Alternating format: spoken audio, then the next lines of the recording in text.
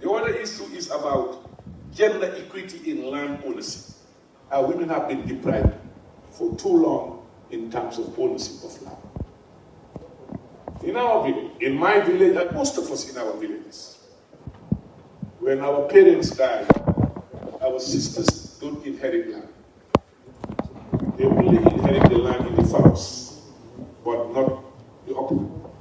They are deprived of that. This policy will put an end to it. Women will stand firm to have the right to own land, inherit land, wherever the land is, as long as they have a right to it. Customary tenure formalization. And the biggest problem today we have is the land tenure system, where the issue of formalizing ownership, title, has become a problem. Encouragement, all the dirty things that you're seeing happening is because families don't have title to land that they own. And they're subject to abuse by officials, by other unscrupulous individuals. But once now title ownership is made available to the family or to the community, nobody will tamper with it. The other one is about environmental safeguards. This is again important. We cannot just be destroying our environment without making sure that our land, our vegetation, our usage of this land take into a factor of environmental consequences of bad management of land. And this policy again will safeguard. We all know that climate change is a reality. Whether they like it or not, it's a reality that we are facing. And therefore, putting in measures, policies that will protect that is long overdue. And this policy will address that. The other one is community engagement in planning. It is important that whatever government or any other institution, the owner, the people who live there, need to be part of the planning process. And they must take ownership of projects. Some of our projects fail because people, the projects, they are imposed on them. They have no idea this project. Just wake up, come and start a project within the community don't even know what you are doing. And at the end, they tend to retire from the project. And eventually, when the project is phased out, it goes dead. And I think some of these things, the policy will address it. That ownership of a project that you want to implement within a community or within a set of environment. Dispute resolution mechanism. We also have that embodied in the policy, where we can resolve issues without resorting to the courts. Some of them have been in court for 10 years, 15 years, 7 years, without a solution. Yet still their investment is in trouble. Because once you get to the court, you cannot get a decision from the court. You worry about how you invest on that land. And we want to put an end to that by bringing mechanism where you can resolve this thing. And finally, let me say, the Gambian government is on the path of setting up a special court for land. And I think the Minister of Justice updated me. They've gone too far in getting that done. So we thank the Attorney General Minister of Justice for coming up with that initiative under the leadership of His Excellency President Ahmed Bah. We have realized how the issue of land management, land use has become a problem in this country. The other one is about development of a land information system supported by the World Bank under the Waka project. Stages of progress, assessment of land information infrastructure is done, roadmap for the development of land information system is done, development of TOR for the land information system is done. Next step is to advertise for the TOR for companies to apply for the development and implementation of the land information system. Legal reforms. We all know that some of the laws are conflicting. A lot of other issues need to be in line with the policy that you want to pursue as a government. And if there is a conflict within that law, unless you address that by amending the laws, you will have a challenge in time to implement these laws. And that's why we want to avoid being caught somewhere to make sure that all the issues that have been recognized by consultants, by experts, we make sure that where the law needs to be amended, we amend the law. And that's why we are coming up with the review of the review and amendment of the Physical Planning and Development Control Act regulations. Drafting the real estate bill, NGO bill, drafting of hard policy. The drafting of the real estate bill We have started, but we need to move quicker and faster because it's becoming a serious threat. Where institutions have been dropped, we now believe over $500 million have been dropped from Gambians by these agents, some of these agents. And no doubt, GRT is a victim. GRTS of one is a victim of this problem of agents, some of these agents that I know I'm privy to. So I think it's high time we come with a control message that will address these people. Yes, some of them are genuine, honest, doing a good job, but we have a lot of them who are doing a very bad thing for our country. And it's high time as a government we took up the responsibility to address that by creating the necessary legal legislation and creating the regulation to regulate this. It's been left too long unattended to, while some of them have been brought in campus. The evidence are there. The study is disturbing. The outcome of the study we received is a very disturbing. It makes a very disturbing reading. But that's why this ministry, under the guidance of His Excellency, will take the bull by the horn to make sure that the legislation in place, the regulation in place to manage them. The other one is the NGO bill. We have too many NGOs that have been coming to this country with different agendas, with different programs, they have not been regulated. And I think we believe as a country, we owe it to our people to regulate who comes here, who does what, how it is done, when it is done, where it is done. And unless we have the legislation in place, proper legislation, we will not be able to. That bill is almost completed. I think we are now finally getting it. We sat on it just to review the bill a couple of weeks ago, and very soon the bill will be submitted to Cabinet for consideration for almost presentation to the National Assembly for ENA. The bill is already done. And the other one is the drafting of the hard policy. When we came in, we found no hard policy.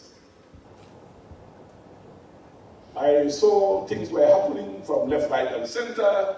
There was a loose end. Everybody was just doing whatever he wanted to do.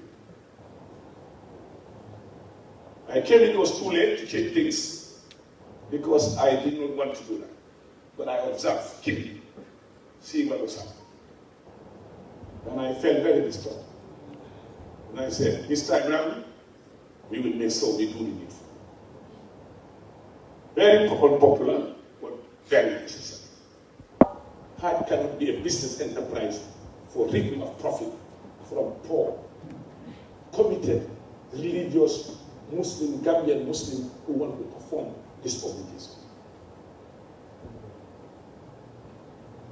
What I first discovered was the policy. Honorable Minister, can you come forward? That's Honorable Minister Boy also joined us.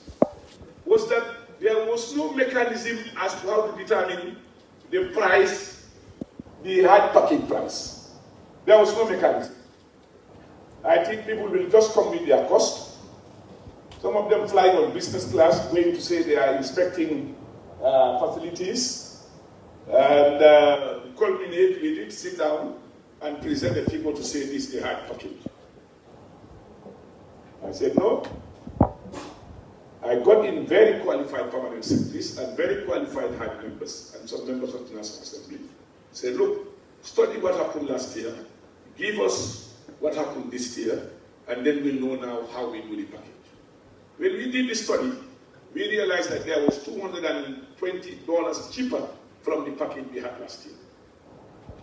I said, wow, if that is the case, from last year we are $200 cheaper, we will now take $100 to add it to, $80 to add it to our package in Minna. Because last year there was crisis in Minna, everybody witnessed that. And that Gambians were in class B, we now bring them to class B, C. And then we also realized that the air ticket flight was $500 and the entire package $531. We said let's reduce $6,000 from the package and offer the Gambian for the first time a reduced package. Because, you see, what we have to understand, we looked at this, how much some of these agents they are making. money. And what we realized as a government, if we don't control this Hajj, only the rich people will go to Mecca. Those so-called VIPs, VIP Hajj, everything will be sold to VIPs. We said no. Some of our people farm for 5 years gathering their money. Some of them sell their livestock. Some of them sell their land. Some of them, their children hustle to take them to Mecca. You leave them at the mercy of people who talk about VIP. When we get to Mecca this year, in this Hajj, some people will demand their money back.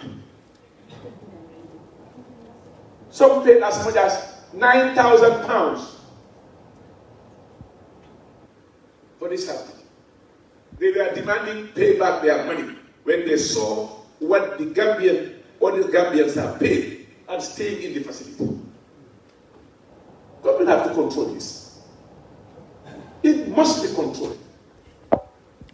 Because it's our responsibility as a government. And then from last year, when I reviewed the report, I realized that some of our people were staying in almost 13, 14 different places, in different places. And in some cases, the doctors cannot reach out to these people for 3, 4 days. I said we must put that to an end. Everybody will stay in this hotel unless we make arrangement. When the guy will sign the contract, we will make sure that you stay in the same hotel.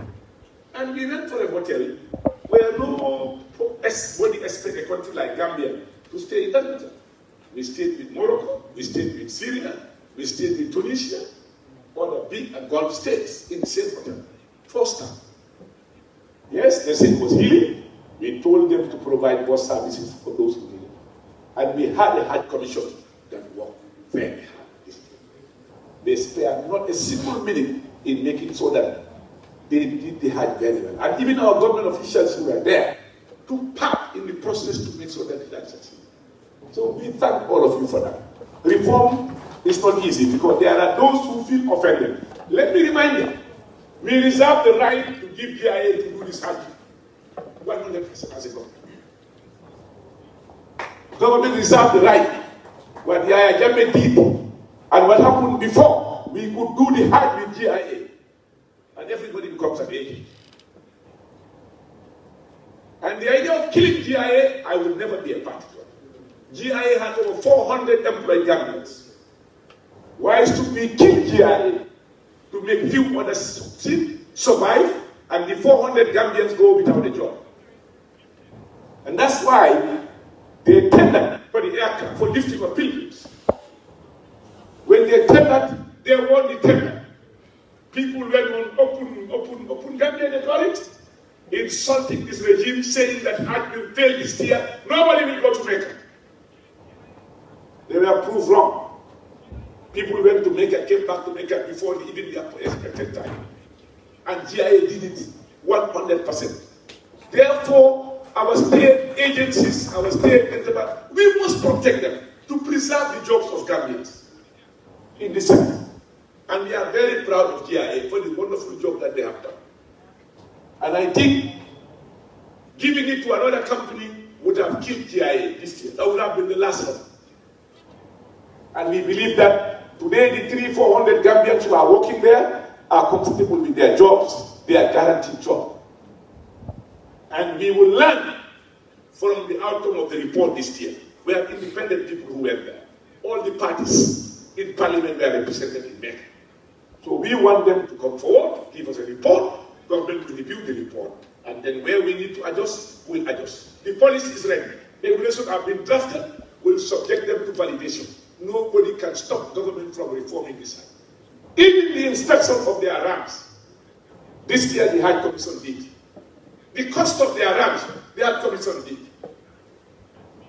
So let them understand that this government is here. It's not Ahmed Bah. They were praying at the Kaaba for Ahmed Bah to die over there. No, I'm telling you, yes. Somebody got me some information, recording video. I'm not interested in that. It's not about me. If I leave tomorrow, somebody will come and do more than what I'm doing. To reform, to protect the interests of Gambians at every level. That's the president's objective. That the Gambians' interest will stand #1 before any other individual interest. So we are not against anybody. But let them understand that here I have the capacity to carry out hand. In other countries, agents only sell tickets. And the national carrier, the National Commission of Land, does the package. The high operation. We are not going there. We want them to cooperate, work with us, we do what's possible. But the issue of overcharging our people, making sure that Gambians can no longer go to Mecca, is only the rich that can go to Mecca, will not happen under our watch. We will control the price, the package, we will manage it, we will improve on it until we deliver better services every day. So I thank Gambians for supporting this process. And those who resisted, who go on social media, some of them who confess to the GIA Director General, confess. It's easy to confess. Next time you confess, we take it to court. But if you have issue, come and take it with us. You cannot go on castigating government, castigating people when you know that what you are saying is not true. We are open for suggestions. The policy will be floated for people to come, we discuss it. But we will not relent to protect the interests of the Gambian people. And you know what? When I started the change, my principal said, I'm with you. Every minute, every hour. But you cannot fail. If you fail, you pay a price. I said, Mr. President, I'm determined to pay a price, but I'm determined to make sure I will not fail. And I thank God I didn't fail. All of us worked together. And we had a strong team, a strong High Commission, a strong determined Minister of Foreign Affairs, a strong determined consulate in Jeddah, a strong determined Gambian permanent secretaries, directors who were working with us 100%, who have the interests of this country. We thank all of you for a great job.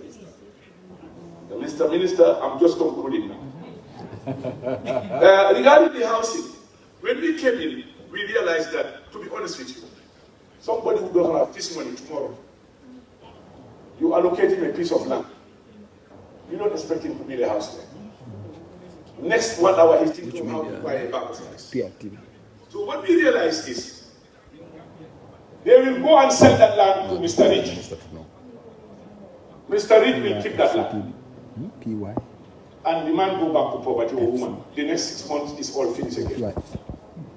And he will be struggling all his or her life. When you get retired, they give you, you cannot pay your rent. You still have to continue paying some for the rest of your life. When you die, 3 months, they evict you. They evict your family. You have nowhere to stay.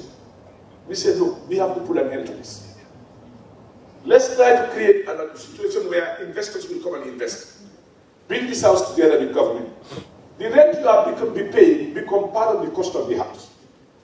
In 10, 15 years, you become owner of this house. But because we don't have land in Gambia, we are not saying give us cheap houses there.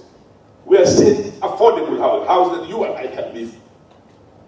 Now in 15 years, in 10 years, I should be able to be the owner of that house. Even if I die, my kids will stay in the house. And what we found on the ground, they will buy these plots from all these poor people, fence them. 6 years, they make millions out of it. And this policy, land policy is addressing that.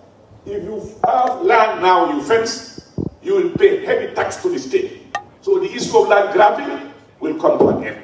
This policy is putting an end to that. We all know that we've been victims, all of us. Most of us did not know how our land was managed and how our land was used. We have no idea. And to be honest, I must confess, when I took over, I did not know why everybody wanted land. I did not know. Wallahi, I'm sure I didn't know. So I invited somebody, a very respected person. He's hearing me. I like his level of education. Highly educated, very experienced man. I invited him to come to my office. I said, why is the I see people killing each other for land? He said, Mr. Minister, let me tell you one thing you don't know. About land, why land becomes money, how land becomes whatever. I came to realize now, it's time that we try to address this issue of land. I never take it, but I thought only capital are assets. No, really, I can tell you, when I have my capital, I believe that I have money. But I came to realize that after my discussion with that gentleman, they created this policy. So the Gambian people own this policy. So let's make sure that the policy will be fully implemented for the betterment of the Gambian people. So we are in this housing thing. We are working with Social Security, and right now they are working with Central Africa to prepare the housing diagnostic of the Gambia to be determined by the deficit, the situation of our housing sector. Social Security working with SAFDAT now, it used to be Central Africa. They are, in fact, meeting in Algeria in 3-4 days from now. And they are now developing a policy paper on that. And then we are trying to help them secure the land. So far, they've got one, huge one. And we're trying to make sure that they've got land in strategic areas. Because people who want to buy these houses want to live in good places. This is not ordinary people. You and I want to live in big houses near the sea or near Gundur or Stanyang. They want to build good houses so that everybody who lives there, you have somewhere to feel comfortable with. And that's what we are doing. We are not going for cheap low-cost housing. No, we are going for affordable housing. And then we also will now want to work on what we call the SPV, the Special Deep Purpose Vehicle, that will now have the funds where investors will invest their money, and the process, how it will go with a mortgage bank, and all the rest of it. This is the next stage that we are trying to get done through the Central Bank, Ministry of Finance, Office of the President, and all other government agencies that are related to this. So, I think I have to rush this one. Capacity building. This year, so far, the World Bank project is helping us in terms of capacity building. 10 of our employees have been given scholarship for master's degree. One of them, 9 rather, one of them is BSc, fully funded by the World Bank, because we want to also increase capacity within the various agencies and departments of the ministry for them to be able to absorb. So, and that's why I believe that we have to invest money in them, train them, give them the capacity, the knowledge. And World Bank have agreed to that. We also have a program where we have internship of some of the best university graduates in this field. We have a very attractive package for them, monthly package, I think almost $10,000 a month. And we'll be recruiting some of these best graduates also to be trained, to prepare them also for another degree. At least we would have, transformed the sector, the mindset of land management and usage in the Gambia by making sure that the young Gambians are educated, giving the skills, necessary weapons or tools to be able to manage these things. So that one is ongoing. We're also working on short-term training to help them, make sure that we give them skills to start to grab up prior to the arrival of the graduates that have got to do their masters and others to go. So it's a continuous program that we want to do. As much as we want to change, you also want to change people by giving them skills and knowledge to be able to do that. Because I believe in education. I believe in knowledge as the best weapon in making sure that you implement any policy that you want to implement. And as you know that the policy will direct your strategy, you need men and women with knowledge to be able to do that. And that's why we are doing it together. On the governance issue, I think we are working with UNICEF. Let me read that one before my sister will be angry. She's looking at me. Governance and decentralization. Capacity building decentralization structures, BDCs and VDCs supported by UNICEF under the Nastino project, training local councils in participatory budgeting, inclusive planning, supported by EU UNDP GREAT project, legal reform, review of the amendment of the local government of 2002. We've gone too far with that. I think we reviewed it 1 week ago. So very soon it will be presented also to Cabinet. Review and amendment of the Financial Audit Act of 2004. Review amendment of decentralization policy of the year 2000. Completion of the community development policy to be sent to Cabinet for approval. And we now have the productive economic inclusion, providing sustainable livelihood for 10,000 poor people. For 10,000 poor people, we are now doing that, and household focusing on youth, women, and PWDs in 20 poorest districts under the RISE project. Job, skills, and finance for women and youths, funded by EU through NCDF. So our community development directorate is doing a fantastic job, and supporting youths and women at every level. So on that note, Mr. Minister, I would say that we avail ourselves for any question that you may be interested. Thank you. Thank you very much, Honorable Minister Ahmed NK Bah. I think this is what we were expecting. Thank you for that very comprehensive presentation. I think your ministry is a new hard policy, capacity building. I believe that our audience have a lot of questions to ask on these issues. Now we'll go to your team, your PSs and DPSs, and plead with them to give them 3-4 minutes to tell us their names, their designation, and also exactly what they do. If they can do that in the local language of their choice, I would appreciate it. I know Mr. Tal can speak good Wolof, so I don't think I'll have a problem with him on that. The PS also, and also other PS2 also speaks good Mandinka, so I wouldn't have an issue with you on that. So please, your name, designation, what you do in the local language, please, then we can go to question and answer. No, but before that, I think we have a short video, isn't it? Yeah. 10 minutes video. So let's get introductions first and we'll go to the video. Thank you.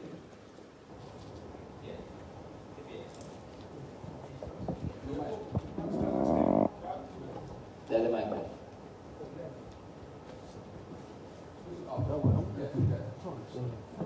Good evening, everybody. My name is Mohamed Tal. I'm the Deputy Permanent Secretary in charge of Finance and Administration. And one of my core mandates is to help drive the administrative functions of the ministry and also participate in some of the technical work in terms of housing. I'm also the focal person when it comes to the issue of housing and affordable housing, and also the focal person for shelter and rural habitat. So I try to help work with the ministry to lead the process in achieving the objectives of the affordable housing.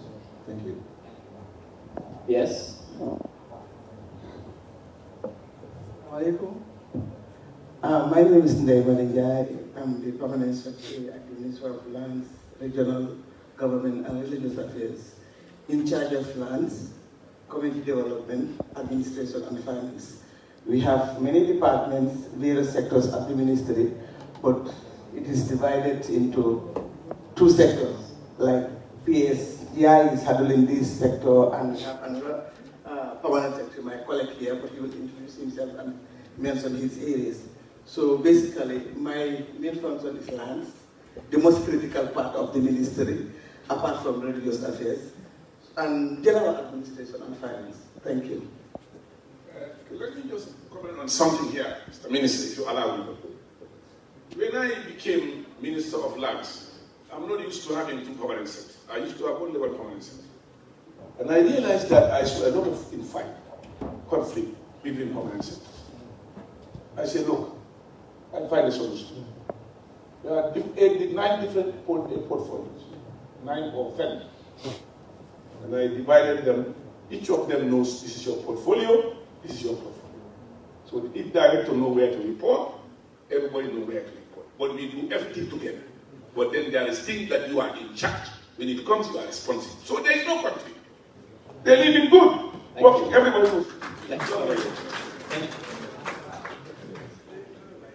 There's a mic there.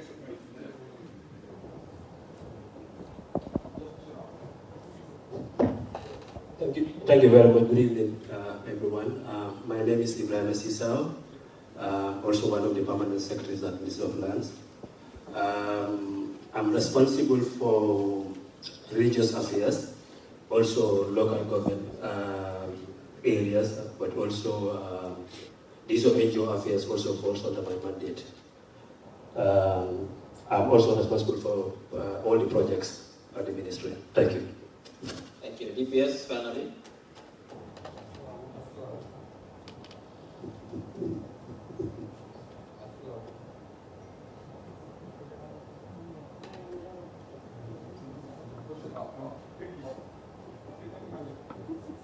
Assalamu alaikum. My name is Mahmoud Manjang, Deputy Permanent Secretary Technical. I deal with the technical department, that is physical planning and lands and surveys, and also advise the Minister and the Permanent Secretary on land matters. Thank you very much. Thank you very much. Thank you for those brief introductions. Can we get the video, please? Sound. Are you sound on? Sound.